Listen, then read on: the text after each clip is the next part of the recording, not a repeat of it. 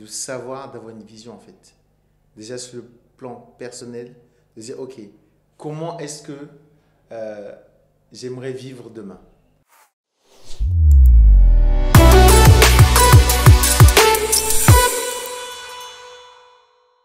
Bonjour, comment allez-vous déjà? Très très bien. Merci d'être là. Je suis très curieux d'entendre votre histoire. Donc je vous laisse présenter votre histoire et après on abordera sur une belle discussion. D'accord. Je te laisse commencer, Solange. Solange et Arnoul, mariés dans la vie et en affaires. Voilà. 36 ans. Qui sommes-nous en réalité? Un jeune couple, entrepreneur, parents. Moi, j'ai d'abord été dans l'informatique, enfin, je bossais pour Samsung. Ensuite, je suis arrivée dans les cosmétiques. Et ensuite, on a lancé la marque. Je vais te laisser te présenter, je vais parler à ta place. Donc moi c'est Arnoul, l'époux de Solange, et en même temps son partenaire dans le business. Donc moi j'ai un profil très varié. Je viens d'abord du monde de l'industrie, donc j'ai travaillé dans l'aménagement d'avions privés.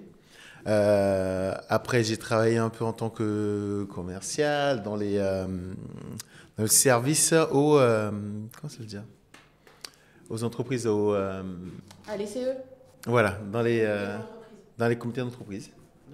Voilà. Et après, j'ai atterri un peu dans la cosmétique. Et donc, de cette petite expérience dans la cosmétique, on avait déjà cette envie, nous, d'être entrepreneurs, d'être un peu à notre compte. Il y avait déjà cette petite fibre. Et on s'est dit, go, lançons-nous. Il y avait bien sûr un côté personnel d'abord qui est intervenu. Et après, la création de la marque. Bon, ça, après, on te racontera un peu plus. Mais il y a vraiment eu différentes étapes. Donc aujourd'hui, voilà, nous sommes les deux créateurs de la marque Soarn que nous développons depuis quelques années déjà. 8 ans, ça passe vite. Ça passe très très vite. Et donc, pourquoi créer une marque de cosmétiques? Alors au départ, comme dit Arnaud, là, on a toujours su qu'on allait entreprendre. On voulait faire quelque chose. Au départ, on voulait faire du corporel. On voulait faire de la crème pour le corps, du lait, etc. Et quand on a fait les sondages, on s'est rendu compte que le produit qu'on proposait n'était pas adapté. Du moins, les clients n'étaient pas prêts. Parce qu'on voulait proposer des produits hydratants, nourrissants. Sauf que ce qui fonctionne en ce moment, enfin ce qui fonctionnait déjà à l'époque, ce sont les produits éclaircissants, lightening, whitening. Il faut forcément mettre quelque chose de ce style-là et c'était pas nos valeurs. Absolument pas nos valeurs. Donc on s'est dit, bon, on laisse tomber le corporel. Et en même temps, je suis tombée enceinte de ma première. Et j'en ai profité pour ne plus me défriser les cheveux. Donc là, je me suis dit, comment je fais en fait pour entretenir mes cheveux? Mais au-delà de ça, comment est-ce que j'explique à ma fille qu'il ne faut pas qu'elle utilise des produits chimiques parce que ce n'est pas bon si moi je les utilise? Voilà. Donc du coup, je suis devenue une expérience vivante. Et j'ai commencé à tambouiller à la maison, acheter du karité, faire venir du Bénin. Ma mère me faisait venir les produits et je faisais mes mélanges. Et puis, il y en avait partout dans la maison, dans le frigo. Voilà. Ils prenaient un bol. Ah non, c'est pas à manger. Et donc, au bout d'un moment, les copines, les cousines demandaient les produits. Et puis, on s'est dit, bon, bah, là, maintenant, peut-être qu'on peut se lancer dans les cosmétiques, mais capillaires dans un premier temps. C'est comme ça qu'on a lancé la marque. D'accord. Et comment tu as pu l'embarquer sur le capillaire où tu étais d'accord dès le début? Non, moi, j'étais déjà d'accord dès le début parce que de par mes parents, j'ai déjà cette volonté de l'entrepreneuriat, d'entreprendre quelque chose, de créer quelque chose. J'aime bien créer, partager, créer, partager. Et donc du besoin personnel d'abord. Et on a constaté qu'il y avait derrière aussi une réponse qu'on pouvait apporter à d'autres personnes. Et donc de là, on s'est dit, bah, go, ça peut être quelque chose vraiment d'intéressant parce qu'il n'y a pas que nous qui sommes dans ce besoin. Il y a aussi des amis, il y a aussi des personnes qui sont afrodescendantes. Donc, on va aller chercher quelque chose dans ce sens. Et là, on a vu qu'il y avait vraiment un océan de besoins, qui avait vraiment une réponse qui n'était pas totalement apportée à ce consommateur-là. Et donc, c'est dit, hop, Hop, là, on saute dessus. on saute dessus, on rentre dedans. Oui, nous, on a aussi fait un interview avec une fondatrice. Elle a fait un e-commerce, mais pas un produit cosmétique, mais c'était presque le même exemple. Sauf qu'elle disait à son fils, toujours, il faut aimer tes cheveux comme ça, il faut pas être... mais par contre, elle lissait ses cheveux. Et lui, il a dit non, je veux comme toi, ma mère. Jusqu'au moment où elle a réalisé, il y a une différence de ce qu'on dit et ce qu'on fait. Et ce qu'on fait. Et là, vous avez réalisé tôt, genre dès le début. Oui, nous, c'est... dès le début, dans le projet, il y avait cette volonté de garder notre identité, en fait, de rester nous et pas juste de faire du business pour faire du business. On voulait mettre quelque chose de profond, quelque chose de sincère dedans, de pouvoir plus tard transmettre à d'autres personnes et aussi transmettre à nos enfants. Et on va dire, voilà, il y a une valeur qui est derrière, il y a vraiment une réponse qu'on apporte à des personnes. Voilà. Et demain, si des personnes utilisent nos produits, qu'on puisse être fiers, qu'on puisse dormir tranquillement. Nous, à chaque fois qu'on vend des produits, on dort tranquillement chaque jour. On sait qu'on a apporté du bien-être à quelqu'un. Et ça, pour nous, c'est notre plus grande fierté, quoi. C'est de pouvoir faire ça et de pouvoir voir nos enfants qui sont contents derrière, parce qu'on ne vend pas quelque chose avec du regret. Oui. Demain, lorsque nos enfants y parlent de nos produits, on est content, on est serein. On sait qu'il y a vraiment, une valeur ajoutée derrière. Et comment choisir nos valeurs? Quand vous avez créé votre entreprise tout à l'heure, on a dit on ne veut pas partir dans le corporel parce qu'on a nos valeurs. D'où viennent nos valeurs? D'où viennent les valeurs? Alors, je pense que nos valeurs viennent de notre histoire. Moi, je ne suis pas née en France, Arnould non plus. On vient d'Afrique, du Bénin, et moi du Cameroun, même si je suis béninoise. Et c'est vrai qu'en Afrique, la question ne s'est jamais posée. De la couleur de peau, de l'origine, etc. Et arriver ici, c'est compliqué. C'est compliqué de se retrouver, c'est compliqué de s'assumer, parce que la société française n'était pas prête. Moi, je sais qu'il y a une vingtaine d'années, porter l'afro, c'était compliqué. Je suis revenue, j'ai tenté le retour au naturel en 2008-2009, et franchement, c'était pas évident, hein. Les gens faisaient des réflexions, les mamans des copines disaient mais dis à ta copine de se coiffer, oui, parce que c'était pas... Aujourd'hui tout le monde porte un afro. À l'époque c'était rare de voir une fille qui portait un afro, qui assumait son cheveu naturel. Pour rentrer dans le moule, et moi j'étais commerciale dans les cosmétiques, c'était les tissages et les défrisages. Et même quand j'étais chez Samsung, je rentrais dans le moule parce que voilà, j'étais la jeune fille dynamique qui correspondait parfaitement à ce qu'on attendait de moi. Donc c'était très compliqué. Et en évoluant, en grandissant, on s'est rendu compte qu'on était fiers de nos origines et que c'était pas normal en fait de se travestir entre guillemets. En tout cas dans mon cas, j'avais cette envie-là de découvrir mon cheveu naturel et de pas en avoir honte. Et nos valeurs viennent de là. Arnaud, lui, il a toujours voulu porter des cheveux. Voilà, un garçon qui se coiffe, qui se tresse, c'est déjà compliqué à assumer, même en Afrique. Donc on avait déjà... Ouais. Mais moi, c'est...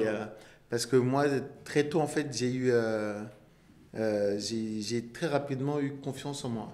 Sur ce sujet. Et sur ce que je valais, et sur ce que j'attendais des personnes autour de moi, quelle qu'en soit la communauté, sur ce que j'attendais des personnes autour de moi. Donc, comme elle disait, mais selon, c'est... très tôt, moi, je me suis tressé, même si c'était atypique un peu. Même dans le monde professionnel, parfois on me disait, mais tu sais, si tu te coupes les cheveux, tu pourrais avoir un meilleur boulot. Je disais, non, moi, je ne me coupe pas les cheveux, en fait. Si quelqu'un me veut, il me prend comme je suis. Mes cheveux, mes tresses font partie entière de ce que je suis. Donc, si quelqu'un a besoin de moi, il me prendra comme ça. Et moi, je ne m'adapterai pas, quelle qu'en soit la raison, à quelqu'un. Même un grand chèque. Non, même un grand chèque. Je suis comme ça. Après, bon, bien sûr, après, bien sûr, on verra en fonction du chèque. Si tu as un gros chéquier, moi, je te suis, moi, pas de problème. Je te les coupe tout de suite, les cheveux. Donc, oui, donc il y a eu ça. Oui, moi, j'ai toujours été très cash, très fier. Voilà, il y a des valeurs que j'ai eues très très vite et desquelles je me suis pas souvent éloigné, quoi. Très, très Et bien. donc on a voulu remettre ça dans... Et tout ça se transmet aussi dans notre offre aujourd'hui, hein. On veut que les personnes Soi-même. soient fières d'elles, en fait. Voilà. On veut pas les transformer. Nous, on transforme personne, en fait. On veut pas que les gens se transforment, etc. On veut juste que les gens prennent soin de ce qu'ils sont, qu'ils aient confiance en eux, qu'ils soient fiers de se regarder chaque jour et de se dire waouh, ok, j'ai mes cheveux naturels, je suis bien comme ça me plaît. Et qui ne se. Les gens ils peuvent se défriser, je ne suis pas contre, Ouais. mais il faut qu'ils aient conscience en fait de d'où ça vient et pourquoi ils le font. S'ils en ont conscience et qu'ils veulent se défriser, c'est bon, il n'y a pas de problème. Mais il y a souvent une aliénation en fait de pourquoi le défrisage. Et les gens parfois se défrisent parce qu'on leur a appris, C'est on leur a ça. appris que ça. On a montré que ça comme image à la télé, à l'école, dans les films. Donc malheureusement, on a beaucoup qui ne gardent pas le cheveu naturel. Ouais, tout à fait. Mais on lutte pour ça, nous. On lutte pour ça. C'est bien. Donc, si on revient dans le passé où on a eu ces valeurs-là, on a eu cette réflexion-là de garder nos cheveux naturels, c'était quoi la prochaine étape que vous avez fait? La première étape, ça a été de créer le premier produit. On a d'abord fait on a mis rapidement mais sur papier nos envies. On a la chance de pouvoir vite se comprendre sans tout écrire. Donc on a rapidement mis en place notre idée. On a vu que l'offre qu'on pouvait apporter était très très large. Quand on n'est pas à 5, 6, 10 produits, 20 produits, il y avait vraiment mais comme tu as dit, il y avait vraiment un océan de possibilités. Et on a commencé en lançant 3 beurres. 3 petits beurres à base de karité. Et c'est grâce à une amie qui avait pris un salon sur la foire africaine qu'on a commencé l'aventure avec 3 petits beurres qu'on avait étiquetés nous-mêmes à la main, etc. Et on s'est dit, allez, go, on va tenter dans quelques jours, on va voir comment ça se passe, comment les clients potentiels réagissent. Et ça s'est très bien passé. Et la formulation n'était pas dure de le faire Non, parce qu'en fait, les beurres, c'était simple, c'est ce que je faisais déjà. D'accord. Les mélanges de beurre et d'huile, c'est du basique, je pense que tout le monde sait faire. Moi, Toute personne curieuse des produits qu'elle utilise commence par des huiles et des beurres. Donc le karité, c'est notre essence, parce que voilà, j'ai grandi avec le karité, ma grand-mère nous mettait du karité à toutes les sauces. Tu avais un bobo, elle mettait du karité, tu avais de la fièvre, elle te mettait du karité. Voilà, le karité, c'est vraiment le produit, c'est l'or. Voilà, c'est l'or de l'Afrique. C'est l'or de l'Afrique. Et donc pour nous, c'était logique de commencer avec du karité. Mais pas simplement du karité. On s'est dit, il faut maximiser les effets. Donc on a commencé avec 3 beurres à l'époque. La base, ça a été le karité et on a ajouté des huiles pour apporter quelque chose de plus. D'accord. Et le choix, il était venu pour donner de la valeur ajoutée, c'est ça, des huiles à côté, c'est ça, c'était ça. D'accord. Exactement. D'accord, c'est intéressant. Donc après, bien sûr, on a été accompagné par le laboratoire pour faire toutes les démarches Administratives, etc., officielles. voilà. Nous, quand on a commencé à créer nos produits même, ça n'a pas été fait à la cuisine. D'accord. Comme on avait déjà cette volonté de voir très grand, on s'est dit, voilà, dès qu'on fait quelque chose, faut le faire bien tout de suite. Si on peut, faut le faire au maximum. Faut pas bricoler, se dire, tiens, je vais économiser, je peux tout faire moi-même, etc. Donc, on est passé par un laboratoire directement pour, sur le marché, pouvoir mettre un produit qui répondait à des normes. On avait déjà l'expérience de la cosmétique, professionnellement. Donc, on savait déjà un peu comment ça se passait. Et on voulait éviter le parcours je fabrique à la maison, mais j'ose pas vendre, je ne sais pas si je peux vendre sur Internet ou pas. Nous, c'était très simple. On passe par un laboratoire Et pourquoi? et on peut vendre. C'est une bonne question pour les gens qui veulent créer. Pourquoi? Parce que pour pouvoir mettre en vente des produits cosmétiques, il faut respecter une législation. Il faut avoir un diplôme, il faut être comment ça s'appelle Joël, elle est ingénieur chimiste. Ingénieur chimiste. En fait, bref, chacun son métier. Il faut de la formation. Il faut faire des tests, il faut mettre en étuve, il faut que ça attende 3 mois, voir comment ça réagit, il faut faire des tests toxicologiques, il faut aller au centre antipoison, enfin bref, il y a tout plein de choses à faire. Et on estime que ce qu'on propose, enfin du moins déjà à l'époque, ce qu'on proposait, c'était des produits qui allaient être utilisés sur les adultes et sur les enfants. Et on ne pouvait pas se permettre de jouer au hasard. Vous voyez, t'embouiller dans sa cuisine, il suffit juste que... Non, c'est pas ça, c'est juste que... T'embouiller dans sa cuisine, c'est bien, mais il suffit juste que monsieur passe à côté et fasse tomber, je sais pas moi, du lait, du yaourt, sans faire attention. Il se dit, oh, je vais rien lui dire parce que sinon elle va s'énerver. Pour que derrière, ça développe des champignons, des microbes, et voilà. Donc on ne pouvait pas se permettre, autant pour nous-mêmes. Il y avait aussi cette vision, en fait, c'est pas juste pour dans demain ou pour après-demain, c'est je veux être une marque référente. Donc tout de suite, je commence avec ce qu'il faut de manière légale. Je veux pas que demain on puisse dire oui, mais non, le produit m'a fait ci. Non, on voulait commencer de manière très forte. Mais ça, c'est parce qu'on avait déjà un petit pied dans la cosmétique. Mais on comprend naturellement que quelqu'un qui ne s'y connaît pas commence au tout début chez lui, essaye. Après, il se rend compte que ah non, j'ai pas le droit de vendre comme ça, je peux pas vendre dans telle ou telle boutique. Nous, tout de suite, on savait que on voulait vendre sur Internet, on voulait vendre dans des boutiques. Donc, qu'est-ce qu'il fallait faire pour être présent dans ces magasins? Qu'est-ce qui, en fait, demain ne nous freinerait pas dans notre progression? Donc, une fois qu'on avait identifié tous ces petits éléments, on les a mis en place dès le début pour pouvoir être prêt à switcher quand le moment viendrait, quoi. Je pense que c'est ça la différence, c'est qu'en ayant une ambition dans le futur, on dit ok, c'est un jeu de long terme, on fait les trucs bien dès le début. Donc, exactement. C'est plus un état d'esprit qui est... Et nous, c'était ça en fait. Il y avait cette vision de ok, on commence là, mais demain, aujourd'hui on est là, mais demain on veut être partout. On veut être partout,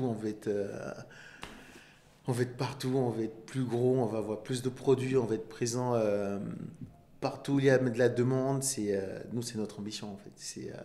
On veut passer le plafond de verre, quoi.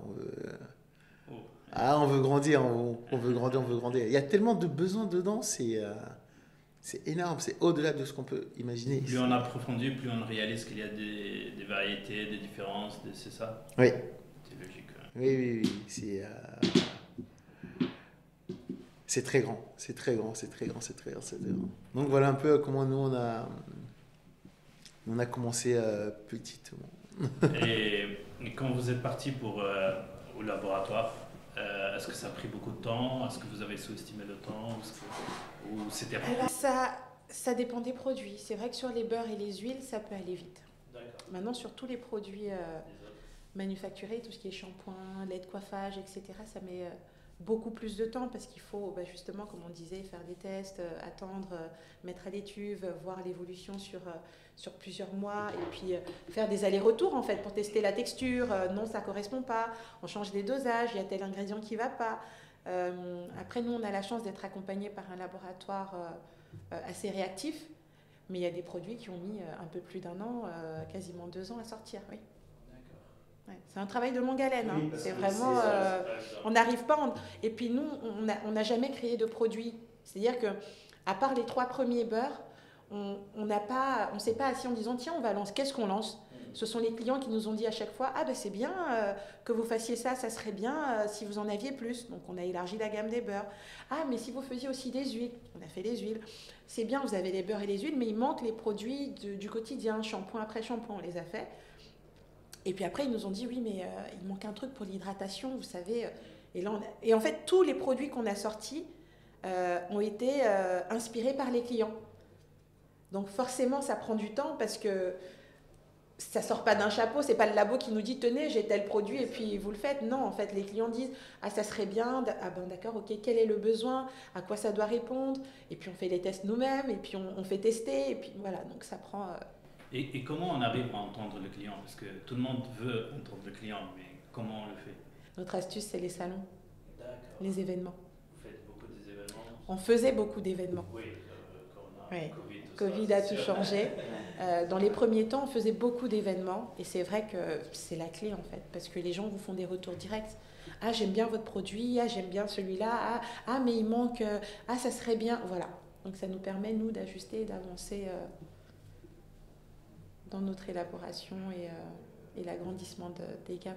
D'accord. Et il y a un incentive des clients pour qu'ils viennent au salon ou comment vous avez pu les ramener? Les réseaux sociaux. Ok. Les réseaux sociaux. C'est relationnel avec. Voilà. Ah, Après, et nous, c'est on est une permet- petite marque, hein, donc Et les réseaux sociaux.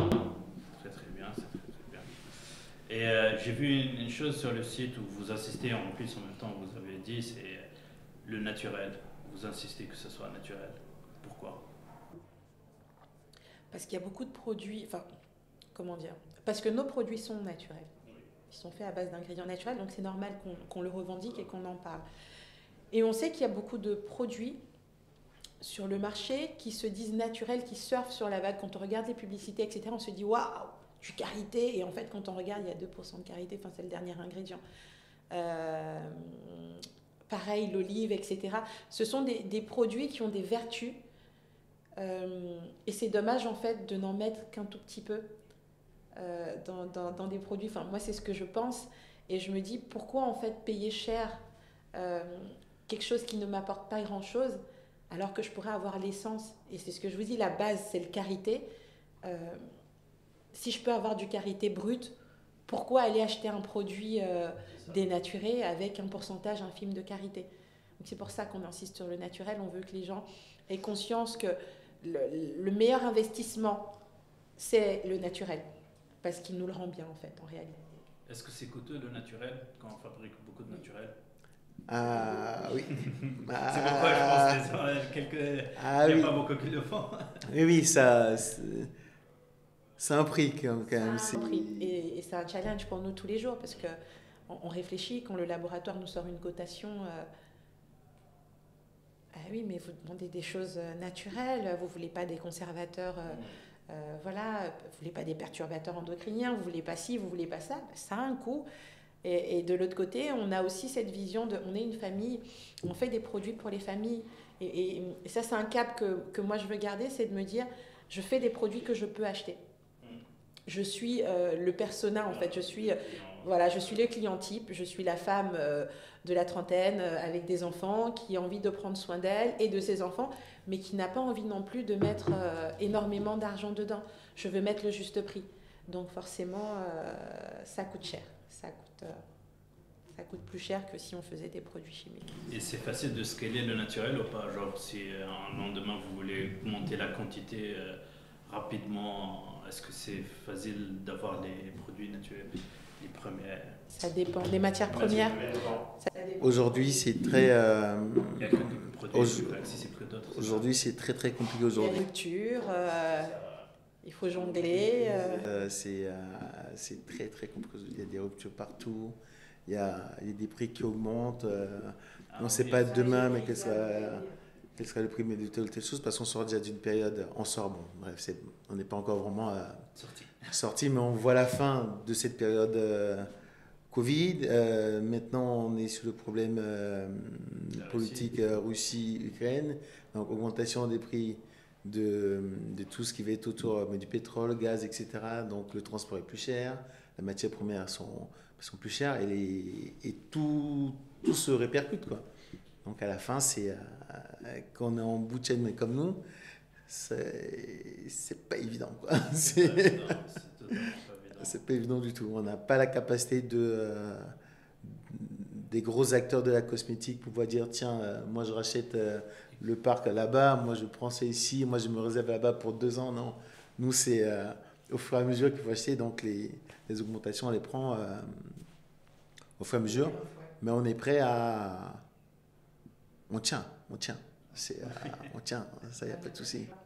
Pendant le Covid, il n'y avait plus de flacons, parce que tout avait été pris par l'industrie pharmaceutique et autres pour les gels hydroalcooliques.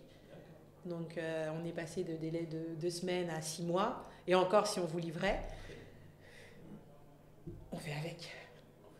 On tient le coup. Comment on fait face à ça moralement? Si on reçoit un appel, on dit il n'y a plus de stock. On cherche d'autres fournisseurs.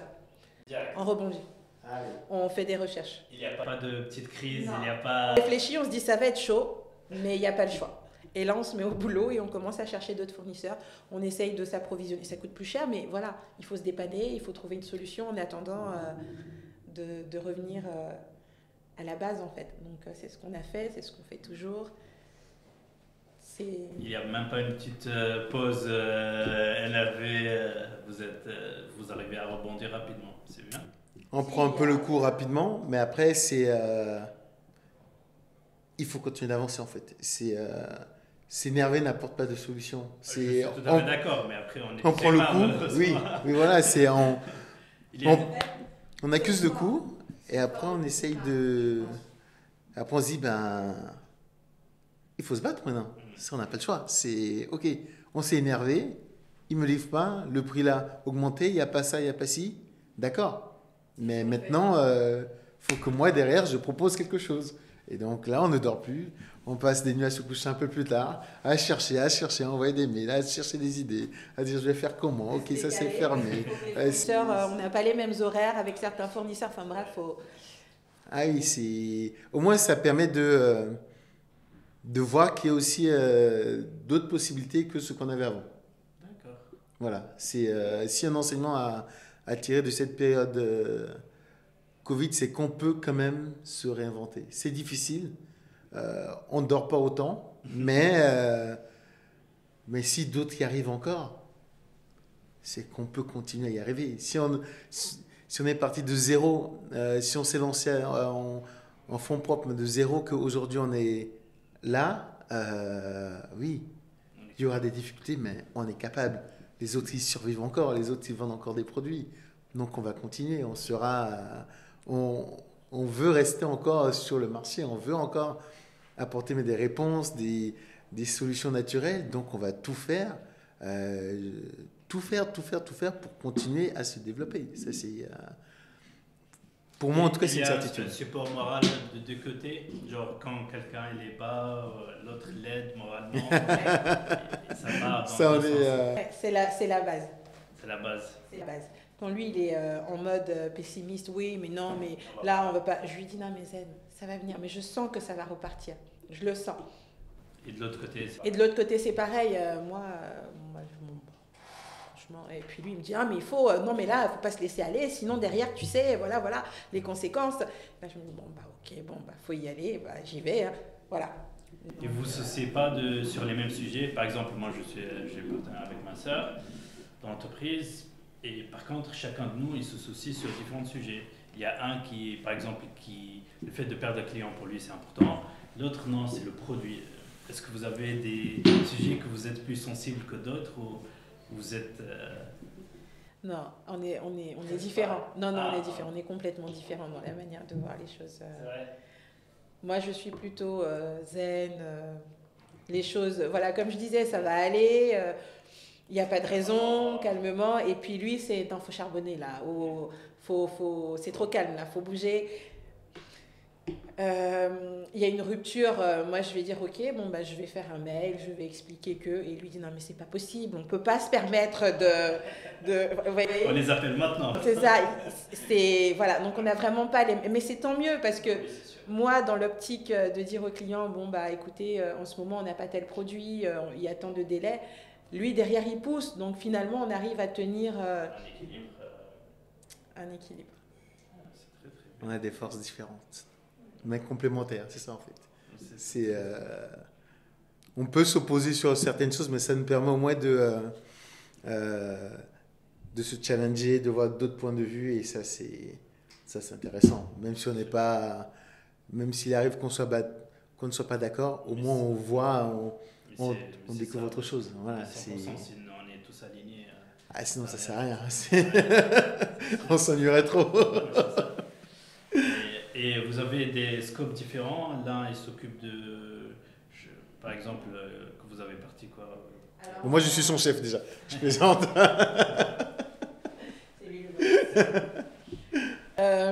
Alors, Alors oui, après quelques années, on s'est dit qu'il fallait séparer. C'est pareil, ouais.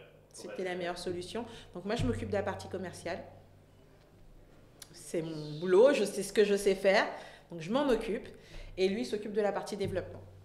Le produit. Produit, développement, communication, voilà.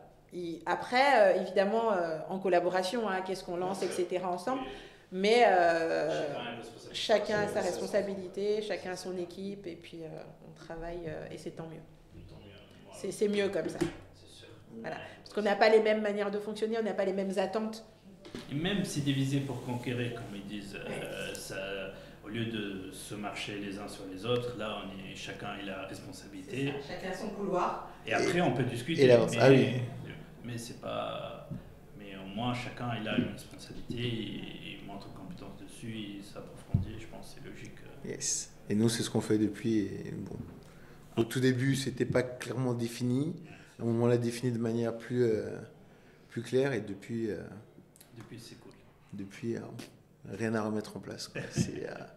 T'as pas voulu prendre le côté commercial un jour? Non. Je n'ai pas la personnalité pour faire aussi bien que Solange dans ce domaine. La Solange, elle est très forte dedans. Elle gère très bien, donc elle est épanouie dedans. Moi, je suis épanoui de mon côté. Après, on s'épanouit ensemble, donc les cartes sont très bien distribuées. C'est parfait. C'est parfait. C'est très bien, parce que pareil, si on prend un exemple basique, les réseaux sociaux, avant on gérait tout, tous les deux. Donc il y avait des messages qui pouvaient passer à l'as parce que l'un avait lu et se disait que l'autre allait lire derrière. Alors je disais, mais tu n'as pas répondu, mais non, mais c'est pas mon boulot. C'est-à-dire que quand j'y vais, c'est pour... voir. Voilà, je regarde le feed, ils en sont là, ok, ils ont répondu, ils ont lancé leur campagne, etc. J'ai plus cette pression de oui, mais je pensais que tu allais le lire, et c'est mieux parce qu'au moins c'est géré par eux et pas par moi. Donc rien que pour ça, c'est différent. C'est mieux. Et le côté commercial pour une entreprise B2C, c'est quoi? C'est les fournisseurs ou vraiment les clients? Alors on n'est pas B2C. Ah, d'accord. On est B2B et B2C. Oui. On est plus B2B que B2C. On est B2B2C et on est un peu B2C. D'accord. Parce qu'il y a les autres e-commerce, les retail, c'est ça? C'est ça. D'accord. Donc nous, on vend aux retailers, on vend aux e-commerce qui, eux, revendent nos produits. Et en parallèle, on a un site internet sur lequel les clients peuvent acheter en direct. Ce n'est pas notre activité. Voilà, mais certes, ce n'est pas notre activité principale, mais on doit quand même communiquer vers le client. Vers le consommateur final. Donc on fait vraiment du B2B2C. Oui. Et donc, comme sur tous nos réseaux, en fait, c'est là où on doit aller chercher le consommateur, lui expliquer un peu. En sorte qu'il puisse demander nos produits, en fait, simplement. Okay. Qu'il ait envie de les acheter, que ce soit chez nous ou chez nos fournisseurs, enfin nos clients, B2B. En tout cas, il faut qu'on communique, il faut que la marque soit visible. Pour eux aussi. Voilà. Et après, le côté commercial, il se fait un peu sur, comment ça s'appelle, lorsqu'on fait des salons. Lorsqu'on fait des salons. C'est là où vous voyez vraiment. Là, on est vraiment face au consommateur, on l'écoute, on discute avec lui, et c'est là où on apprend beaucoup de leurs attentes, de leurs besoins. Qu'est-ce qu'ils veulent, comment est-ce qu'ils nous perçoivent. Pour eux, c'est qui Soarn, c'est comment Soarn, et on a parfois d'agréables surprises, de très grandes surprises même, mais c'est intéressant. Donc c'est vraiment sur les salons qu'on est en B2C. Parfait. On reprend. On reprend. Donc on parlait on parlait, même si techniquement on travaille la plupart du temps avec les B2B, on doit se soucier, parce que on reste une marque pour finalité fin consommateur, donc on doit se soucier au B2C, le consommateur final, et on doit essayer de prendre leur feedback avec des petits événements, prendre leur retour d'un réseau social. Et communiquer, en fait. C'est la clé. En fait, quand on est une jeune marque, quand on est entrepreneur, on est souvent concentré sur le produit. Oui. C'est ce que nous, on a fait pendant des années. On s'est concentré sur les produits, on voulait faire quelque chose de qualité. Donc forcément, on était vraiment centré sur la marque, le produit, qu'est-ce qu'on offre, etc. Et au bout d'un moment, on se rend compte que, ok, le produit, il est bon, pas de souci, ça marche. Mais maintenant, comment est-ce qu'on fait savoir que le produit, il est bon? Voilà. Attirer l'attention, susciter l'intérêt. Et là, on se dit, bon, bah, faut communiquer. Donc, il y a les réseaux sociaux, il y a les salons, et puis peut-être bientôt la télé, etc. Mais il faut de toute façon, parce que plus on communique, plus les clients vont chercher le produit, et plus ils vont demander à nos clients, enfin à nos B2B, et donc, etc. Enfin, c'est un cercle. Il faut entretenir ce cercle-là, et donc oui, on est obligé de communiquer pour exister en fait. Pour attirer. Et le choix des distributeurs pour un nouveau entrepreneur où il a fait son produit, il veut distribuer, il ne sait pas, comment ça se fait? Alors c'est compliqué parce que nous, on savait déjà. D'accord, ok. C'est ça, c'est la chance qu'on a eue, c'est notre force aussi, c'est que moi j'ai été commerciale pendant 7 ans dans les cosmétiques, donc je savais déjà où je voulais aller et où on ne voulait pas être. Simplement parce que les produits qu'on propose, ce sont des produits de qualité, comme on disait, c'est des produits naturels, donc il faut en fait du conseil. Il faut expliquer au client pourquoi est-ce que ce shampoing coûte 2 fois plus cher que l'autre shampoing. Il faut lui expliquer pourquoi est-ce que l'huile de ricin Soarn coûte 2 fois plus cher que l'huile de ricin X ou Y. Donc il faut être en mesure de regarder la compo et de dire, bon bah tu vois en fait, dans l'huile 2 fois moins chère, il y a d'abord de l'huile d'amande à 90% et 10% d'huile de, j'en sais rien, moi jojoba ou autre. Donc en réalité, quand tu achètes cette bouteille à ce prix-là, tu l'achètes beaucoup plus cher que et ça, il faut que le vendeur, du moins la boutique, le retailer, soit en mesure de le faire, de l'expliquer au client. Autrement, ça ne marche pas. Parce que si le client arrive en se disant, moi j'ai 5 € dans ma poche, je veux un produit pour 5 €, il ne prendra pas notre produit si ça ne rentre pas dans son budget. Donc l'idée, si on a un produit unique qui est un peu différent, qui est même nouveau, on essaiera de prendre les distributeurs qui sont plus... avec un petit conseil à côté et pas juste de grosse consommation. Non. La grosse consommation fonctionne pour les produits où on martèle la publicité à la télé. Où les gens vont aller, voilà, c'est pour tout le monde, il n'y a pas de spécificité. Voilà. Et c'est ce qui s'est passé pendant des années dans le monde des cosmétiques afro, c'est qu'on allait en magasin en disant « Ah, ça me démange » et le monsieur donnait un produit, on partait avec sans se demander ce qu'il y avait dedans. Est-ce que c'est bien, est-ce que c'est pas bien? Voilà. Aujourd'hui, on se demande, ok, mais qu'est-ce qui fonctionne en fait? Qu'est-ce qui fait que ça marche? Et donc, il faut que le vendeur soit en mesure de nous expliquer, écoutez, ça c'est du zinc pyrithione ou ça c'est de l'huile essentielle de titri et c'est antiseptique, antibactérien, voilà pourquoi ça va fonctionner. En plus, c'est naturel, ça va réguler, etc. Il faut. Et donc, on est obligé d'être dans les boutiques où les personnes sont à même d'apporter les réponses aux clients. Et pour une personne qui ne connaît pas les boutiques, comment il fait? Il part vers ces boutiques-là, il essaie de voir comment ils traitent leur client final pour voir comment le conseil vient ou il cherche sur Google. En général, nous, de ce qu'on a remarqué, c'est que le consommateur, aujourd'hui, en tout cas une grande partie de nos consommateurs,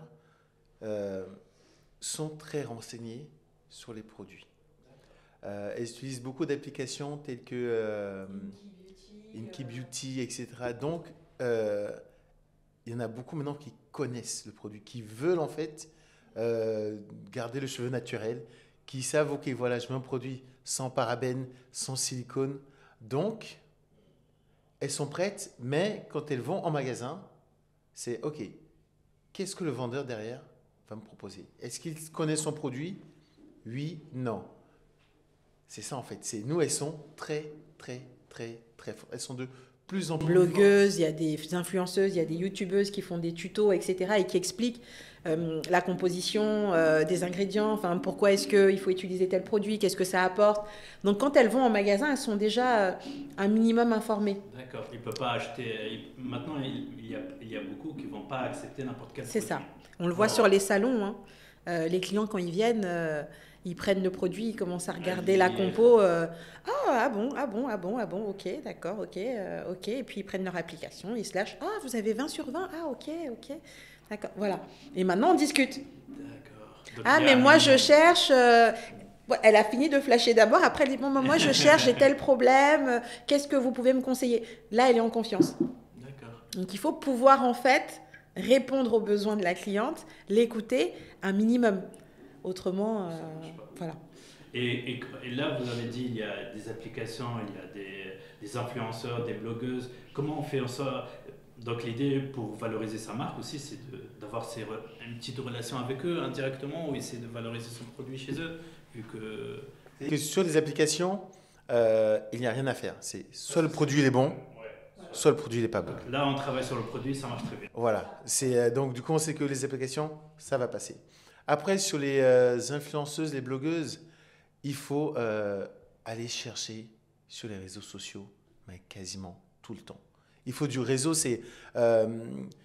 moi, quand je dis en tout cas aller sur les réseaux sociaux, c'est comme développer son réseau humain. Il faut passer du temps dessus. Aller voir les gens, les découvrir, comment elles sont, qu'est-ce qu'elles consomment. Parce que ce n'est pas juste, je veux telle blogueuse, ok, prends un produit. Non, c'est, elle est qui, elle? Elle fait quoi? Ses valeurs aussi, je pense. Quelles sont ses valeurs? Quel produit est-ce qu'elle utilise? Ok, voilà, elle utilise ça comme produit. Mon produit peut l'intéresser. Voilà. Mais il faut vraiment aller rechercher la personne. C'est un temps. C'est vraiment du réseau. Après, rentrer en discussion avec elle. Ok, la connaître un peu. Parfois, mais il y en a, mais sans même les avoir vus. C'est comme si on les connaissait. C'est comme si on partageait leur quotidien. C'est comme si on connaissait un peu leurs valeurs. Et on se dit, ok, voilà, nous, on peut travailler avec cette personne. On peut établir une relation avec elle. Et on peut lui proposer quelque chose. On peut lui dire, tiens, découvre Mess-Warn. Essaye ça et dis-moi ce que tu en penses. Voilà, nous, c'est surtout ça. C'est pas juste... Mais ça, publie ça. Dis que c'est bon. Non, non, on ne fait pas ça. On te donne le produit. Maintenant, vas-y. Essaye toi-même et fais-nous un retour sincère. Dis-nous vraiment ce que tu en penses. Et la plupart des cas, ça marche. Ça marche. Jusque-là, ça a toujours marché. Voilà, ça a toujours marché. Vu que la partie produit, on l'avait déjà bien ficelé, donc la plupart du cas, ça marche. Là, il y a des personnes, évidemment, qui vont vous dire que tel produit n'est pas adapté à son type de cheveux, etc. Oui, c'est naturel, l'idée. Mais oui, on a étudié les produits pour, et donc... Donc l'idée, c'est, ça j'ai bien aimé, c'est ne pas voir les influenceurs ou les blogueuses, ou quel que soit, comme réseau de distribution. Il faut les avoir comme des amis qui aiment notre produit. Et oui, c'est ça. C'est plus ça, c'est plus ce côté-là. Ça va venir une relation naturelle. Plus voilà. que... Même en salon, mais c'est la même chose. Mais qu'on fait lorsqu'on propose nos produits, c'est on demande toujours au client quels sont tes besoins. Et si on n'a pas de réponse, on ne lui propose aucun produit. Nous, c'est très clair. C'est si mon produit ne te correspond pas, je ne te le vendrai jamais. Ça, c'est une philosophie juste parce qu'on a eu plusieurs fois des personnes qui me disent tiens. Viennent, ils disent non, mais j'ai pas compris. Là.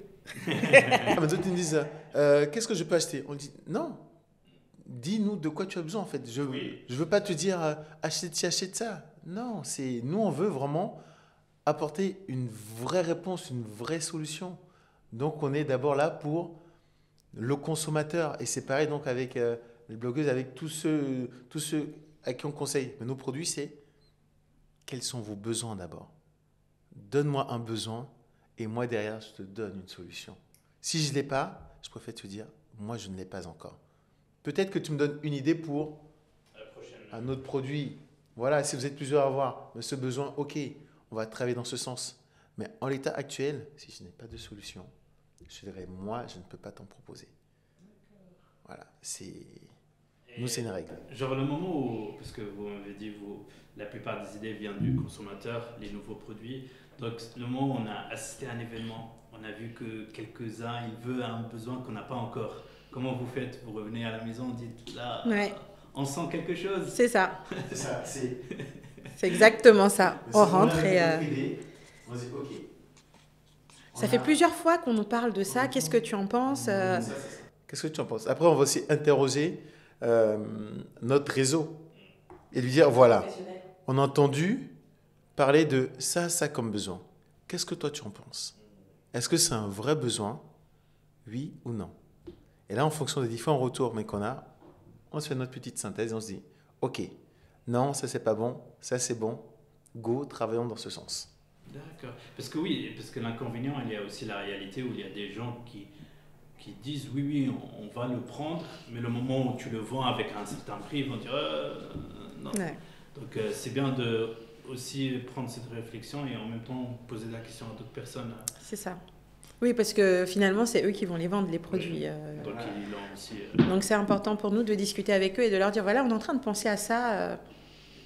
Qu'est-ce que tu en penses? Ah oui, ça peut être pas mal. C'est vrai qu'on n'a pas ça. Voilà. Et qu'est-ce qui consomme plus de temps? La relation avec le distributeur, le retailer ou le consommateur final? Moi, je dirais tout. Moi, je dirais que c'est... Tout consomme du temps. Moi, je dirais qu'il faut... il y a personne, il y a aucune phase à négliger dedans, ou bien il n'y a aucune phase qui est plus facile ou qui est moins prenante, en fait. C'est tout un ensemble parce que c'est vraiment un lien complet.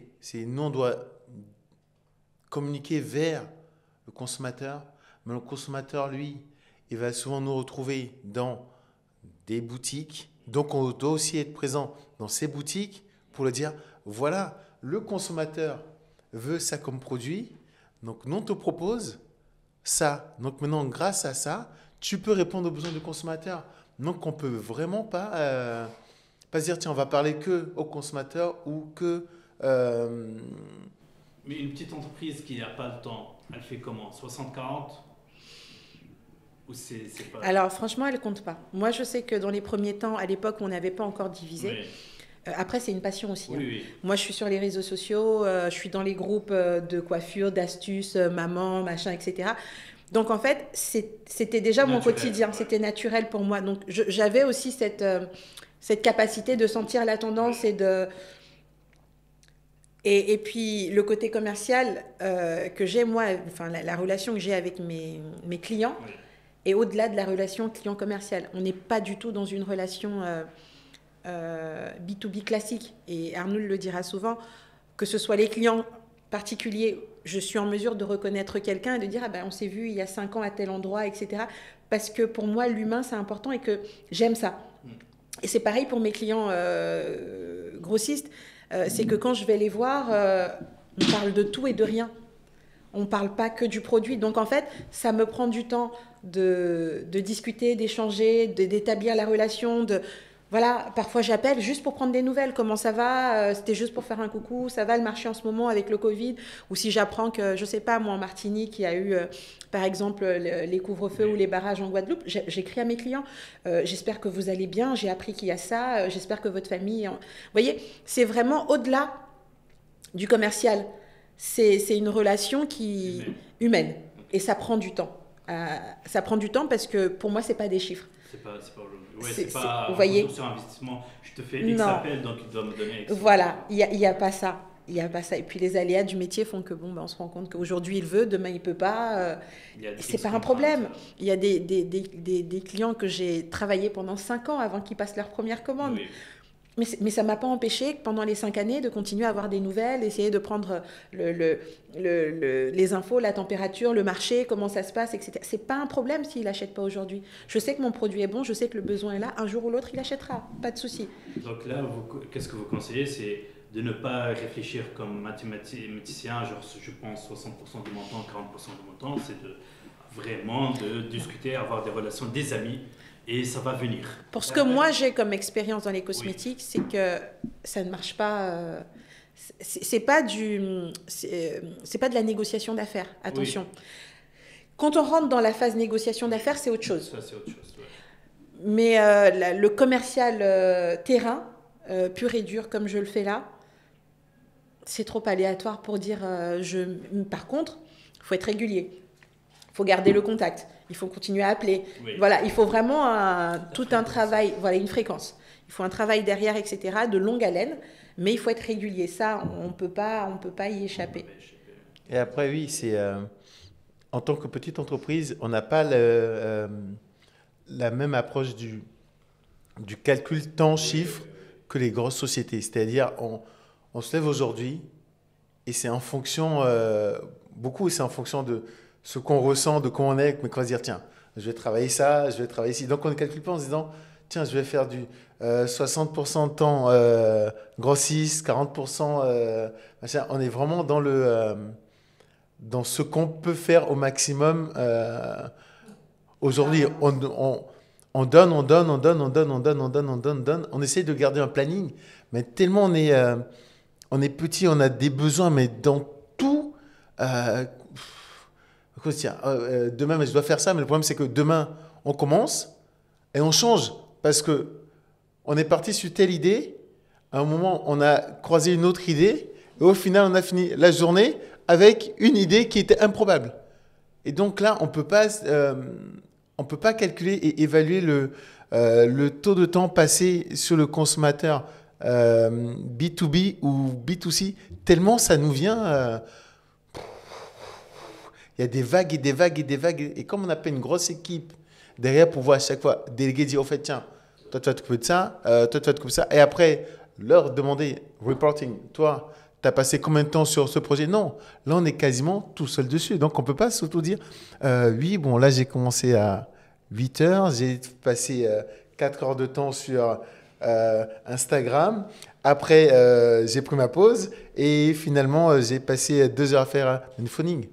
On n'y arrive pas. Parfois, il suffit qu'il y ait une cliente grossiste mais qui appelle. Oui. Tu avais prévu de faire ça et finalement, tu dis, attends, je vais rappeler un autre client encore. Tu étais peut-être parti sur de la communication ou sur ta compta et tu te retrouves à passer la demi-journée à faire du phoning. Parce que tu as commencé et tu dis, tiens, je sais pas, là, je sens qu'il y a quelque chose. Voilà, je sens quelque chose. Donc, je garde le mood. Et je continue, j'appelle. Après, on se fait des rappels. Hein. Oui. Enfin, moi, j'ai des rappels. Ce matin, à 10h, j'ai le rappel de compta rapprochement bancaire. Mais évidemment, je ne vais pas le faire. Oui. Voilà, voilà, on se met des notes. Il faut faire ci, il faut faire ça, il faut faire ci, il faut faire ça. Oui, pour gérer. Après, on coche, mais on ne quantifie pas. Enfin, pour le moment, on ne sait pas quantifier. Et comment on peut être... parce que là, ce que vous avez décrit est très très bien. Et ça peut donner des conseils à tout le monde. Comment on ne se critique pas si on n'arrive pas? Si par exemple, je vous donne un exemple, on se dit d'ici la fin du mois, je termine le compte. On n'arrive pas à le faire parce que, comme on a dit, on a fait ça et ça et ça. On a avancé sur beaucoup de choses, mais pas sur celui-là. Comment on ne se critique pas? On se critique. D'accord. On se critique. De toute façon, en ce moment, ça fait 3 bonnes années où, entre les prévisions, l'effort fourni du moins et les résultats, il y a une grosse différence. Donc forcément, on se remet en question parce qu'on n'atteint pas les objectifs et on se dit, bon, bah, il y a quelque chose qui ne va pas. Oui, mais on a fait ça, oui, mais c'est pas assez. Alors si ça ne marche pas, il faut changer. Donc en fait, il n'y a aucun moyen de dire, j'ai pas réussi, mais c'est pas grave, c'est pas possible. D'accord, ça c'est bien. C'est pas possible. De toute façon, à la fin du mois, il y a des charges. Voilà, il y a des coûts et il faut pouvoir faire face. Donc, il y a des périodes où on se dit ouais. Et puis, il y a des périodes comme là où en fait, non, c'est... vous voyez, où je vous disais tout à l'heure, moi, je suis plutôt quelqu'un de cool. Voilà, donc on m'envoie un mail, je réponds, je prends le temps. La conjoncture, comme il disait, fait qu'on s'adapte. C'est que j'ai changé ma manière de fonctionner aussi. Je suis peut-être plus au taquet. C'est-à-dire que quand le client m'écrit, j'ai déjà répondu, j'ai déjà fait le devis, je lui ai déjà dit si c'est OK, tu fais ton virement, j'ai déjà préparé. Parce que je sais que ça change très vite. Entre aujourd'hui où il me dit OK, je veux le produit, et demain où le président fait une allocution et dit qu'on ferme les boutiques, j'ai perdu mes ventes. Entre le moment où on dit je veux pour 10 000 euros de produit et en fait on dit couvre-feu, c'est fini. Donc si on ne réagit pas rapidement, on est à la ramasse. Donc on a dû s'adapter. Et donc en fait on peut dire que aussi, c'est pas parfait, mais les moments de crise, ça nous permet aussi de... C'est ce qu'il disait. On monte en compétences, on se réinvente, on essaye de trouver... En tout cas, si on veut s'en sortir, on est obligé de s'adapter et de trouver d'autres manières de fonctionner. Voilà, on commence à regarder, OK, bon, bah ça, les boutiques sont fermées, mais qu'est-ce qu'il faut faire? Pendant le premier confinement, notre site internet a explosé. Parce que les clients n'avaient pas d'autre choix que ça. Et là, on s'est dit, ah oui, d'accord, mais sauf que nous, notre site n'était pas du tout opérationnel. Donc, on s'est dit, non, mais attends, il faut travailler dessus pour avoir quelque chose de correct. Quand bien même, Ce n'est pas notre moyen principal de vente, il faut quand même... Donc là, on a réfléchi, on s'est adapté. Et c'est ce qu'on fait en fait depuis 3-4 ans. On essaye de... Voilà, qu'est-ce qu'il faut faire? Bon, ça peut aider. On prend tout ce qui vient, on teste et puis... Et comment on reste avec tellement d'éléments qui bougent et des critères et des conditions macro, hein, au-delà de nous-mêmes, comment on reste heureux? Comment on reste relativement heureux? Pas toujours heureux, hein, on ne va pas toujours chanter, mais alors pour moi c'est simple. Je vis ma vie de rêve. D'accord. Donc. Voilà. Parce que j'ai travaillé en entreprise, je sais ce que c'est. Et je sais ce à quoi je tendais. Je sais ce que j'ai subi, entre guillemets, en étant en entreprise. Moi, j'ai toujours voulu concilier vie d'entreprise et vie de famille. Je n'ai jamais voulu faire le choix de si je dois réussir en entreprise, il faut que je sacrifie. Ce n'est pas ma manière de voir les choses. Et c'est vrai qu'aujourd'hui, j'arrive à concilier les deux. Être à mon propre compte me permet, s'il y a une grève, d'aller récupérer mes enfants sans souci. Vous voyez, alors qu'à l'époque, il fallait que je réfléchisse. Ils nous annoncent ça la veille, je vais appeler, oui, il y a grève, je vais déposer mon enfant à Tombouctou. J'arrive, il est déjà 11h, mes collègues me regardent en mode... ouais là là. Voilà, et puis à 17h, je dis, je dois y aller. On me dit, ah bon, déjà Vous voyez, c'est des choses que je n'ai plus à subir. Du coup, oui, il y a des moments difficiles parce que quand on est à son propre compte, on a des responsabilités de son salaire. Il y a des moments où je me dis... Purée, c'était quand même bien. Bah oui, parce qu'au moins, quoi qu'il arrivait, le salaire, il tombait, quoi. Le salaire tombait. Mais comparé à la qualité de vie que j'ai aujourd'hui, il n'y a pas photo. Et tu es convaincu? Oui, c'est-à-dire que c'est un truc qui a été le plus important dans la balance, c'est gérer son temps. Oui. Moi, aujourd'hui, je sais très bien, c'est si je veux passer du temps, une demi-journée avec mes enfants, je prends la demi-journée avec mes enfants. Une fois, il y a quelqu'un qui nous a rappelé ça, mais qui nous a dit, mais n'oubliez pas que quand vous avez choisi d'être entrepreneur, c'était aussi pour gérer votre temps. Ce n'est pas juste pour faire de l'argent à la base. C'est surtout parce que vous vouliez pouvoir gérer votre temps. Et donc ça, souvent, les entrepreneurs l'oublient. Ils pensent qu'on a choisi d'être entrepreneur. Certes, c'est pour faire de l'argent, mais ce n'était pas que pour l'argent, en fait. Ce n'était pas une grosse opportunité. Non, si c'était pour faire l'argent, on restait là où on était, on gagnait beaucoup plus. On a divisé nos salaires par 2, par 3. Monte, etc. Non, là, tu n'as pas de possibilité d'augmentation chaque année parce que tu as bien travaillé, de dire au chef, là, je veux devenir chef d'équipe. S'il te plaît, est-ce que tu peux mettre la voiture de fonction est-ce que Les commissions qui tombent en mode, oui, j'ai fait tant ce mois-ci. Il n'y a pas de commission spéciale. Là, c'est ton salaire, il est là. Tu arrives à vivre. Tu dis, OK, c'est déjà bien, j'arrive à vivre. Donc, derrière, c'est le temps. Comment est-ce que tu le gères, en fait? Est-ce que tu veux commencer plus tôt? Est-ce que tu veux finir plus tôt? Est-ce que tu es disponible pour tes enfants? Est-ce que tu arrives à te reposer quand tu veux? Travailler de chez moi. Enfin, il y a plein de choses. Non, c'est une autre vie. Donc, à la fin, l'équilibre de combien l'entrepreneuriat aussi prend de votre temps par rapport à avant et la gestion de temps, vous êtes d'accord? Oui. Après, au début, c'est pas possible. Il faut dire ce qui est. Nous, les premières années, on a fait du non-stop. On travaillait en semaine. Le week-end, on allait avec les enfants sur les salons. Tout le monde connaît nos enfants. C'est-à-dire que vous avez des photos de ma fille. Le premier salon qu'on a fait, donc c'était la foire africaine avec les 3 beurres, qui est en train de sortir les beurres du carton. Et on a fait tous les événements. Moi, enceinte, je me souviens de la foire de Paris ou de l'élection Miss Napi, où c'était le 8 mars. J'ai accouché le 27 février. Et j'étais sur le salon avec mon bébé qui était sous la table. On avait été hospitalisés quelques jours avant parce que le petit avait des soucis. On est sorti in extremis en se disant, purée, on espère que... Et on est sorti 2 jours avant et puis mon bébé était sous la table. Et on vendait les produits et puis je le soulevais, je lui donnais le sein et puis voilà. La foire de Paris, pareil, on l'a faite, j'étais enceinte. Et j'ai fait tout le salon... enceinte. Et il y a des salons que j'ai fait avec le bébé en écharpe de portage. 12 jours avec un bébé. De temps en temps, je me mets derrière. Voilà. Les premières années, on n'a pas eu d'autre choix que de composer. Mais après, c'est plus facile pour nous parce qu'on est un couple. Oui. On a fait le choix ensemble. Donc, on s'accompagne, on se soutient. Le week-end, on se lève ensemble, on soulève tous les enfants et puis on y va. Si c'était juste un des deux, je pense que ça serait beaucoup plus compliqué pour le second d'avoir à gérer les enfants pendant que l'autre vit sa vie d'entrepreneur. Donc c'est aussi des critères à prendre en compte. Parce que comme je dis, hein, tant qu'on n'est pas dedans, on ne peut pas comprendre. C'est une manière de fonctionner différente. C'est-à-dire que on pense, on vit, on dort société. Il a fallu qu'on se mette des règles en se disant, parce qu'on a eu un accompagnement qui à un moment nous a fait prendre conscience qu'en effet il faut un cadre, il faut séparer. Donc la règle c'est par exemple quand on est dans la chambre, on ne parle pas boulot. On peut parler boulot, mais si l'un des deux dit stop, on arrête. Et il n'y a pas de rancœur, il y a pas. C'est-à-dire qu'il y a des moments où il est 2h du matin, il commence à me parler, je lui dis Mister. Il dit bon bah ok. Il n'a pas le choix. Et c'est les règles. Donc il faut y arriver aussi à mettre un cadre. Et comment vous conseillez quelqu'un ou un nouveau couple qui veut faire une entreprise ensemble, qu'est-ce que vous le conseillez de faire pour avoir une bonne relation avec son partenaire business et son partenaire? Alors moi personnellement, il faut foncièrement aimer être avec l'autre. C'est-à-dire que faut pas être quelqu'un de solitaire. Vous voyez, il y a des personnes qui aiment bien rester dans leur bulle. Ça, c'est pas possible. On se voit H24.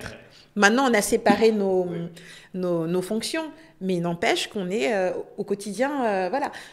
Même s'il va déposer les enfants, il arrive après moi, on est quand même ensemble tout le temps. Donc, il faut pouvoir aussi vivre ensemble, travailler ensemble, accepter la manière de fonctionner. Parce que on est mariés, l'autre va au boulot, on ne sait pas comment il travaille en réalité. Il rentre, il nous raconte ce qu'il veut nous raconter de sa journée. Une partie en plus. Là, on sait tout. Là, on sait tout. On voit les défauts, on voit les qualités. Et c'est autre chose. Et comment on fait pour, si jamais on s'est pris la tête à la maison, continuer à bosser parce qu'il y a des projets et qu'il faut avancer. Je serais mentir de dire qu'on arrive à faire la part des choses tout le temps. Il y a des moments où, voilà, non, bah, ça, c'est ouais, j'ai pas envie, et puis voilà, et puis on va prendre l'air ou autre chose. Mais il faut foncièrement aimer être avec l'autre. Et c'est vrai que c'est pas évident. Et après, moi, il faut savoir se donner son espace, temps, loisir. C'est hyper important. Moi, par exemple, je sais que c'est quelque chose dont, que ce soit personnellement ou professionnellement, dont j'ai besoin en fait. J'ai une manière de travailler qui est spéciale, mais je sais que j'ai besoin à certains moments d'être dans mon truc. Parfois, je peux travailler à fond et à des moments où on aura l'impression, même moi, je me dis, mais là, tu ne fous rien là. T'imagines, l'autre elle te regarde et t'es là, t'es détendu et limite tu joues quoi. Voilà, t'as ton téléphone et tu joues. Et je me dis, mais l'autre en face de moi doit se dire, mais il est marrant ce gars. Attends, on est là ensemble et lui, pendant que moi je fais mon phoning, il est tranquille, il regarde un film. Mais ça en fait, voilà, faut être très clair déjà avec soi-même pour ne pas se tromper. Parce que si on se ment à soi-même, c'est encore beaucoup, beaucoup plus dur. Donc moi, j'ai toujours gardé ma manière de fonctionner. Parfois, on peut être au boulot, je fais, bon, bah, moi, je rentre. Voilà. Il n'y a pas de, oui, mais pourquoi on a commencé à 8h, tu dois faire... Non, c'est... parfois, il va me dire, tiens, je dois déjeuner avec telle personne. Ok. Il n'y a pas de, non, t'as pas... Est-ce que tu as fini ça d'abord? Est-ce que... Non. On se fait confiance sur le réseau. Voilà, sur le travail que l'autre doit faire. Parce qu'à la fin, on sait pertinemment que si le travail n'est pas fait, on ne gagne pas d'argent. Donc, de ce côté, au moins, c'est simple. C'est pas, tiens, c'est sa famille qui va souffrir. Non, là, si on ne rentre pas d'argent, c'est notre loyer qu'on ne paye pas. C'est nos enfants qui ne mangent pas. Donc là, c'est clair, c'est simple. Personne ne peut dire, bon, moi je m'en sors. L'autre, si ça ne marche pas, tant pis pour elle. Non, là, c'est non. Il y a un des critères là que vous avez évoqué, c'est tolérer aussi, laisser la liberté de l'autre et être pas... Ouais. C'est ça. On a deux manières de voir les choses complètement différentes. Arnoul, c'est quelqu'un qui est capable de travailler de 23h à 5h du matin et de se lever à 8h, d'aller bosser. Moi, quand il est 21h, tu ne me parles plus, tu ne me fais pas réfléchir. Et au début, on avait du mal parce qu'il me disait, mais je comprends pas. Il faut. Et moi, j'étais là, mais non, mais demain matin, je vais voir le truc. Non, voilà. Et au bout d'un moment, on lève le pied, on se dit, ok, non, on a deux rythmes différents en fait. Soit on se donne un rendez-vous Et on se dit, bon, bah voilà, à telle heure, telle date, on va faire le point sur ça. Mais sinon, on ne peut pas. Donc, je sais comment il fonctionne. Je sais que voilà, il va travailler toute la nuit. Donc, quand il arrive au bureau, qu'il a déjà vu ces 2-3 points avec ses collègues, avec son équipe, et qu'il est en train de regarder son film, mais c'est pas mon problème. De toute façon, quand je regarde le feed, je regarde ce qu'il y a à faire. Les produits sont là, les étiquettes sont commandées, enfin tout est fait. Qu'est-ce que j'ai rien à lui dire. Il fait son boulot. Point. Et tant que les sous rentrent et qu'il voit que les commandes passent, là, je suis tranquille aussi. Là où ça devient compliqué, c'est quand les sous ne rentrent pas. Là, on dit non, mais là, c'est compliqué, qu'est-ce qu'on fait? Et puis là, on est obligé de réfléchir à deux. Et ça aussi, c'est compliqué parce que on a décidé de se donner de l'espace, mais il y a des moments où on ne peut pas se permettre de garder cet espace-là parce que moi, j'ai besoin de son regard, j'ai besoin qu'il comprenne ma difficulté. Qu'ils comprennent que bon bah voilà le contexte, parce que faire de la com etc c'est pas palpable, mais par contre le commercial il y a des chiffres, c'est ça. Est-ce que tu as fait ton job ou pas? Voilà. Et donc quand le chiffre ne rentre pas, il faut que je discute avec lui et que je lui dise bon bah voilà, on a fait tant de relances, on a fait ça, on a lancé ça, on a fait ci, on a fait ça, mais et puis de temps en temps il enlève un peu et puis il entend les réponses des clients. Et là, il se dit, ah oui, mais qu'est-ce qu'on peut faire? Mais je comprends, parce que en fait, ok, c'est la conjoncture. Voilà, on est obligé aussi de temps en temps de sortir de sa bulle, mais on arrive à... Voilà. Trouver ouais. Je peux... On arrive à gérer. Fonctionner ensemble. Pour le moment, ça va. Pour le moment, ça va. Donc là, c'est la dernière question. Je vous dis, qu'est-ce que vous conseillez à un nouveau entrepreneur qui vous regarde et qui veut faire la même chose, partir sur l'aventure entrepreneuriale? C'est quoi l'élément que vous le conseillez? Généralement, le conseil vient de notre expérience. Donc, qu'est-ce que vous avez voulu que quelqu'un vous conseille quand vous étiez il y a 8 ans? Bon, si je peux me permettre de donner ma réponse avant toi, c'est de savoir, d'avoir une vision en fait. Déjà sur le plan personnel, de dire ok, comment est-ce que j'aimerais vivre demain? Pas au niveau financier, hein, mais au niveau temps. Comment est-ce que je veux travailler? À quelle heure est-ce que j'aimerais me lever? Ça ne veut pas dire qu'il ne faut pas travailler ou qu'il faut se... Non, c'est comment est-ce que je vois ça? Est-ce que je suis plus quelqu'un qui aime rester au bureau? Est-ce que je suis plus quelqu'un qui aime avoir qui travaille en montagne russe? C'est-à-dire, j'accélère en coup, après j'ai besoin de poser, et après je donne le maximum. Ou est-ce que j'ai besoin d'être zen? Et à côté de ça, comment est-ce que je vais vivre avec ma famille? Une fois que tout ça c'est défini, le reste c'est juste du... Voilà, c'est juste du process. Mais tant qu'on n'a pas ça, tant qu'il y a ce flou sur comment moi j'aime travailler, comment je vois ma vie avec ma famille, tant que ça c'est pas clair pour soi-même,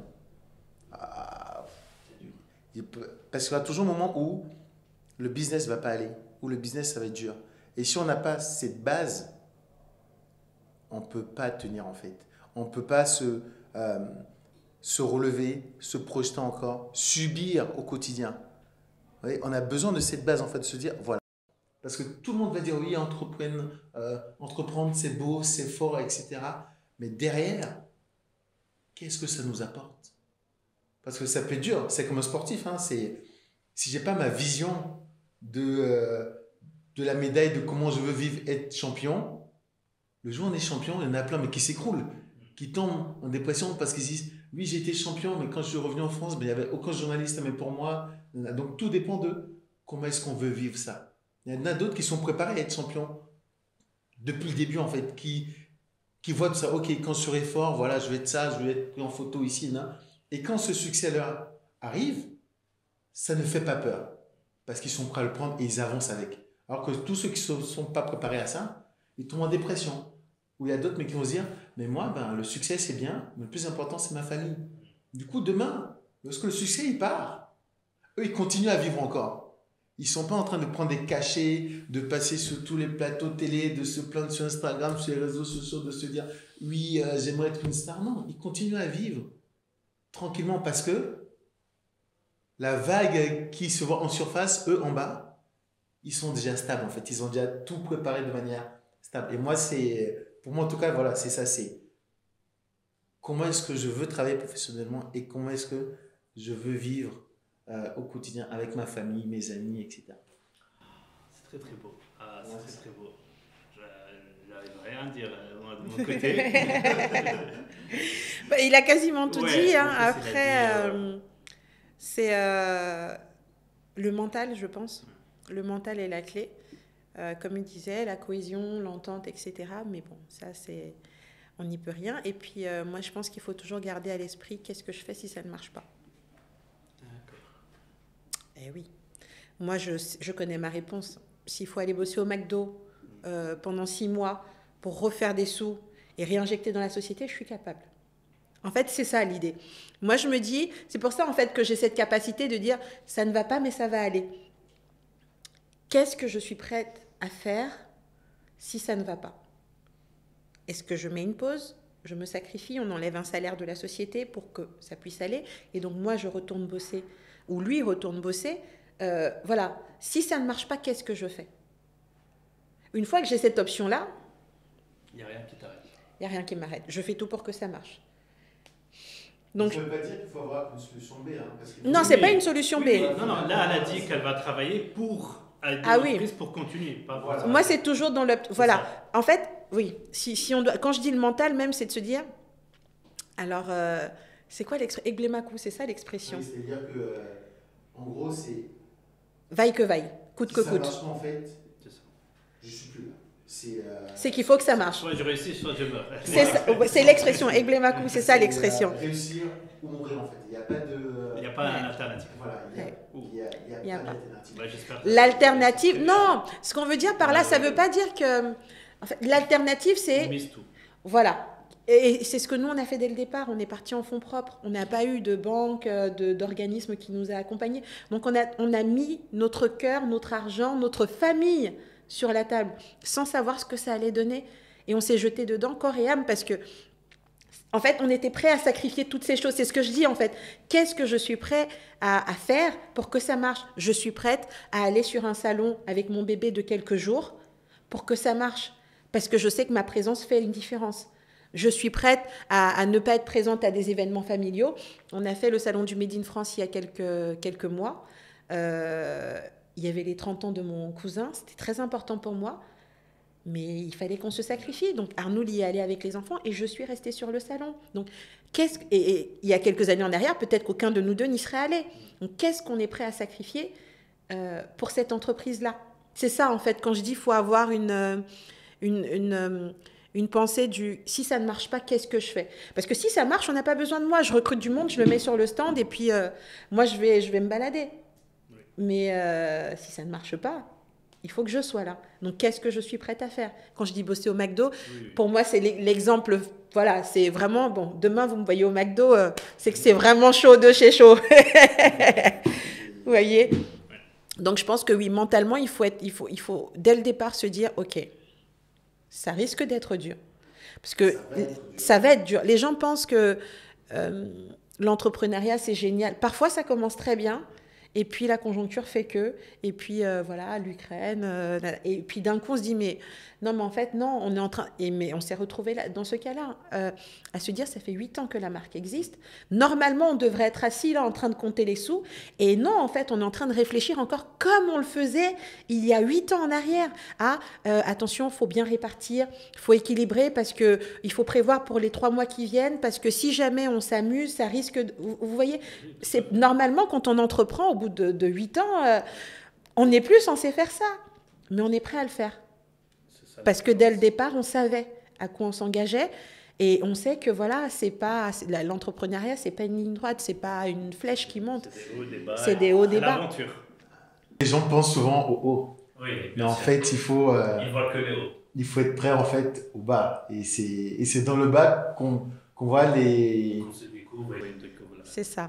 On fait le premier bilan, on se dit on a fait du chiffre d'affaires, mais pourquoi est-ce qu'on est en négatif? Parce qu'il y a des charges et qu'en fait mais on gagne pas autant que ça en fait en réalité.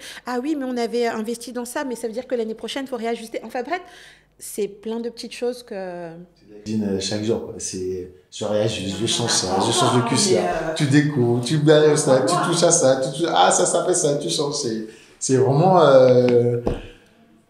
C'est vraiment comme avec quelqu'un qui se mettrait à mixer mais qui connaît pas, quoi, qui dit bon, ok, ça, mais ça, ok, ça fait ça. Voilà, c'est vraiment de la découverte quotidienne, quoi. Il faut être prêt aussi à ça. Voilà, c'est vraiment être prêt à se réinventer chaque jour, être prêt à apprendre chaque jour, découvrir chaque jour. Et apprendre des coups. Parce que c'est ingrat le métier d'entrepreneur. Se dire je ne sais pas, je recommence, j'apprends, je redécouvre, j'écoute les gens, c'est être bien entouré aussi. Voilà, ça, on n'en parle pas souvent, mais l'échange avec l'autre est très important. Les entrepreneurs, malheureusement, en France en tout cas, de ce qu'on voit, n'ont pas cet accompagnement de ce que c'est que la vie d'entrepreneur. On leur dit juste, oui, tu es à ton compte, c'est bon, c'est beau. Mais en fait, être entrepreneur, c'est aussi être seul. C'est être seul autant dans la vie pro que dans la vie perso et dans la tête aussi. C'est vraiment, tu n'as rien à raconter à qui que ce soit. C'est si tu travailles pendant 10 heures chaque jour, tu as travaillé tout seul chaque jour. Si tu as vu un film hier soir, demain matin, tu n'en parles pas. Donc, c'est vraiment une période où on est seul. Donc là, il faut apprendre à se tisser un petit réseau, savoir comment parler avec d'autres personnes de son expérience, comment en parler avec la famille sans les alerter et sans parler de soi tout le temps. Mais c'est qu'on ne sait pas faire. C'est tu es tout seul. Entreprendre, c'est être tout seul. Et donc, il faut savoir de temps en temps comment souffler. Est-ce que c'est par le sport? Est-ce que se dire, voilà, là, c'est un moment où je dois forcément aller au restaurant, ou bien là, c'est un moment où je dois forcément aller faire du sport, pouvoir garder du lien avec la société, pouvoir échanger, avoir des amis, parce qu'on en perd pas mal d'amis, hein. On en perd beaucoup. Parce que souvent, on va se dire, je suis disponible. Et malheureusement, les autres ne sont pas disponibles en journée. Et donc, tu te retrouves parfois tout seul en train de te dire, ah, je m'ennuie, j'avance pas. Est-ce que tel est dispo? Non. Et tu peux penser que les autres ne veulent pas te répondre, mais non. C'est juste que les autres, ils travaillent alors que toi, tu es capable de discuter pendant 20 minutes et l'autre n'est pas capable de te répondre tout de suite pendant 20 minutes. Et ça, c'est une réalité qu'on ne dit pas aux entrepreneurs, qu'on ne leur apprend pas. Puis le regard des autres aussi. J'ai le souvenir d'une amie, je ne sais plus d'eux qu'on parlait, et puis elle me dit, ah, mais je pensais que vous faisiez déjà au moins 500 000 euros de chiffre d'affaires. Oui, parce que les gens s'imaginent des choses aussi. Ils voient Facebook réussir et voilà, ils disent... Ils ne savent pas en fait la réalité qu'il y a derrière ça. Oui, le chiffre d'affaires c'est bien, mais derrière il y a les charges.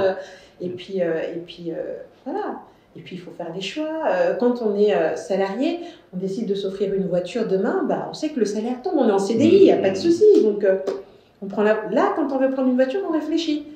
Comment on la prend? Combien de temps ça va? Voilà,